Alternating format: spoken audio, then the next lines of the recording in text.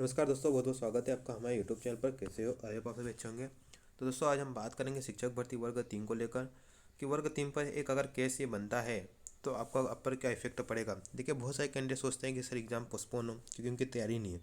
तो देखिए, एग्ज़ाम पहले से ही कितनी बार पोस्टपोन होते आ रही है, आपको सबको पता है। ओके, रही बात स्थिति ख़राब है सर, तो ये मैं आपकी बात मानता हूँ, बिल्कुल सही है, स्थिति ख़राब है।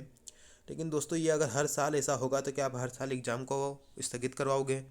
और चलिए, स्थगित तो सरकार कर देगी, लेकिन इसमें आपका नुकसान कितना बड़ा होगा, आप इस चीज़ को थोड़ा सोचिए। आप थोड़ा एनालिसिस नहीं करते, आप 8% वाला फ़ायदा देखते हैं। देखिए, सबसे पहली बात तो ऑलरेडी वर्ग 3 एग्ज़ाम लेट हो चुकी है। आगे आपकी नई शिक्षा नीति लागू होने वाली है, दूसरी बात ये। तीसरी बात, आप देखिए, अगर एग्ज़ाम इस बार स्थगित हुई इस बार, तो फिर आपकी परीक्षा कब होगी ये अभी डेट पता नहीं, क्योंकि यहाँ पर पहले से ही डेट दूसरी एग्ज़ाम के लिए पूरा शेड्यूल यहाँ ऑक्यूपाइड है, आप देख सकते हो ना। तो यहाँ पर आप समझ सकते हो फिर आपकी एग्ज़ाम कब होगी। दूसरी बात, ये तो आप एग्ज़ाम एक बार डेट हटी तो फिर एग्ज़ाम तो लेट होगी, ये बात पक्की है। ओके, अब एक बात और आपने तो सोचा होगा कि 2023 में क्या है, चुनाव है ना। अगर आपकी एग्ज़ाम 22 में होती है और 22 में ही रिजल्ट आता है, तो आपको ज्वाइनिंग भी 22 में ही मिलने की पूरी संभावना है। मतलब 23 से पहले पहले आपको मिल जाएगा, चुनाव से पहले पहले, क्योंकि चुनाव से पहले कोई सरकार नहीं चाहेगी कि कोई नाराज़ हो। ओके, तो चुनाव से पहले पहले आपको ज्वाइनिंग भी मिल जाएगी।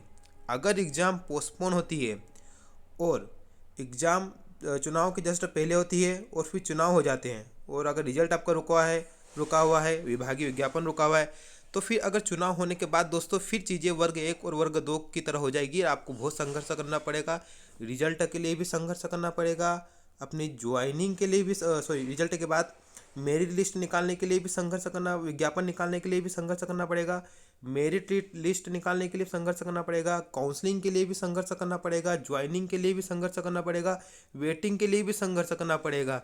अभी तक वर्ग 1 और वर्ग 2 वाले, अभी जो वर्ग 1 और वर्ग 2 के जो चाइनीज स्टूडेंट हैं, वो अभी तक अपना संघर्ष कर रहे हैं। सोचिए, उन्होंने कितना लंबा संघर्ष किया है। क्यों संघर्ष किया? क्योंकि उनकी जो परीक्षा हुई थी वो चुनाव के बाद हुई थी। विज्ञापन चुनाव के जस्ट पहले आया था और एग्ज़ाम चुनाव के बाद हुई थी। फिर चुनाव के बाद क्या होता है कि राजनीतिक समीकरण कैसे बनते हैं, कौन से बनते हैं, किसी को नहीं पता। तो कहीं ना कहीं पॉलिटिकल इशू आ जाता है बीच में भर्तियों को लेकर, और आपकी शिक्षक भर्ती एक बड़ी भर्ती है, हर कोई क्रेडिट लेना चाहेगा। तो इसलिए इस चीज़ को सोचिए, वर्ग 3 वाले कैंडिडेट, अगर आपकी एग्ज़ाम पोस्टपोन होती है तो इसमें सबसे बड़ा नुकसान आपका होगा। आपको फिर ज्वाइनिंग मिलना मतलब कि बहुत ही मुश्किल हो जाएगा, और फिर कैसे मुश्किल होगा, कितने पदों पर ज्वाइनिंग होगी ये भी आपको नहीं पता चलेगा।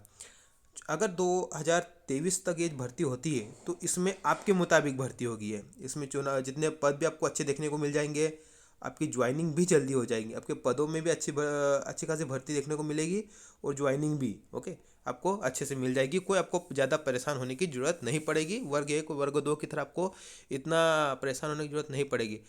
अदरवाइज अगर चुनाव आपका निकल गया, फिर परीक्षा भी होगी, भर्ती भी होगी, आपको ज्वाइनिंग भी मिलेगी, लेकिन कब मिलेगी, कैसे मिलेगी, आपका संघर्ष कितना रहेगा, ये आप वर्ग 1 और वर्ग 2 वालों से पूछ सकते हो, उन्हें पता है। अगर आप मेरा चैनल भी देख रहे हो तो आपको तो भी पता है।